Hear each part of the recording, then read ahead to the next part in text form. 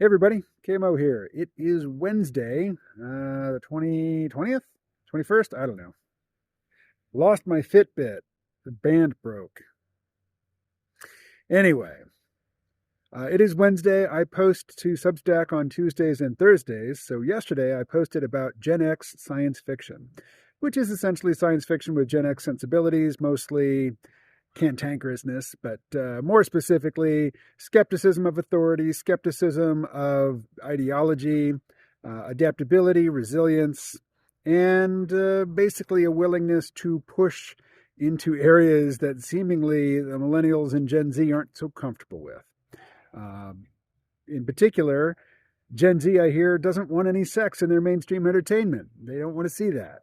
I guess that's what porn is for. But when I was growing up, porn was hard to come by. And if you could sneak into an R-rated movie and catch a glimpse of some bare boobies or maybe a sex scene, well, that was worth sneaking into an R-rated movie for. So the Gen Xer sensibility, I think, is that we still want the full range of human emotion and human passion and even, human predilection for reproductive urges. We want all that in our mainstream entertainment still. And we don't want the sexual part cordoned off and pushed off to the side and then elaborated on, with 1,000 different categories of, very specific pornographic interests.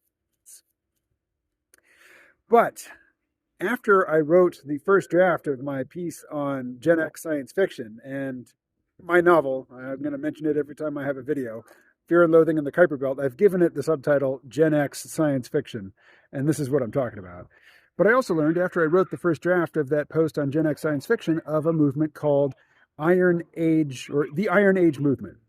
And this is basically the movement to support independent creators and give them the tools necessary to write or draw or perform. It can be music, it could be video, it could be motion comics, all kinds of stuff. Or, what I'm working on right now, books, novels, plain old prose. But to get away from the ideological constraints which grip the gatekeepers of the mainstream publishers. Now, there's always been self-publishing, and people who find a place in the mainstream corporate publishing world will tell you that self-publishing is for amateurs who, are just not good enough to get picked up by a publisher. And that's got to be true to, a large extent. But at the same time, now more than ever in my lifetime, there are strict ideological filters at the gatekeeping posts. So there's got to be a way. And self-published authors, in the age of Audible and KDP and all these other options for getting the stuff out there and going around the gatekeepers, a lot of it is finding a big audience and drawing the attention of the big players in a way that, it's happened in the past before, but not as frequently as it's happening now. And it's happening more and more now, one, because these tools are available, and two, because the mainstream gatekeepers are turning away quality material and good creators for ideological reasons. So the Iron Age movement is a movement. I mean, the name of it implies that, hey, we've passed the golden age. Things are cyclical. As the saying goes, hard times make strong men make good times make weak men make hard times. If you're trying to be a creator right now, you have missed the golden age.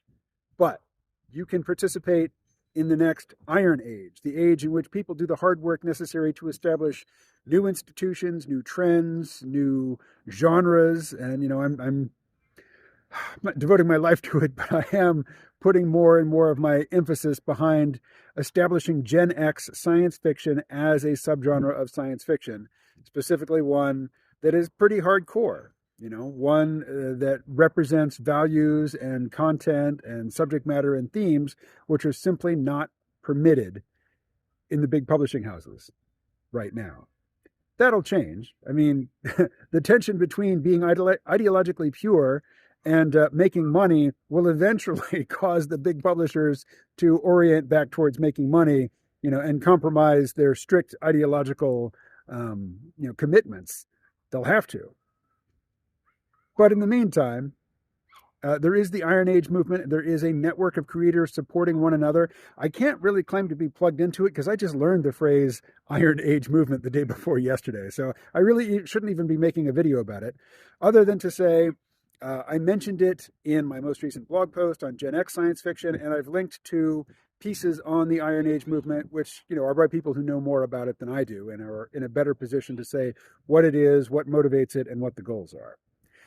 Really, the Uber message here is, hey, I wrote a science fiction novel. It goes on sale on the 27th. You can pre-order the Kindle now, and the paperback will be available for order on the 27th.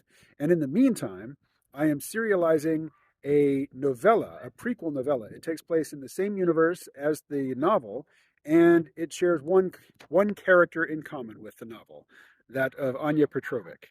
Well, I won't say anything more about Anya right now. You can learn more about her in Last Train to Mordor, which is the novella, the prequel novella to Fear and Loathing in the Kuiper Belt, Gen X science fiction. Again, available for sale on Kindle and in paperback on the 27th of March, 2024.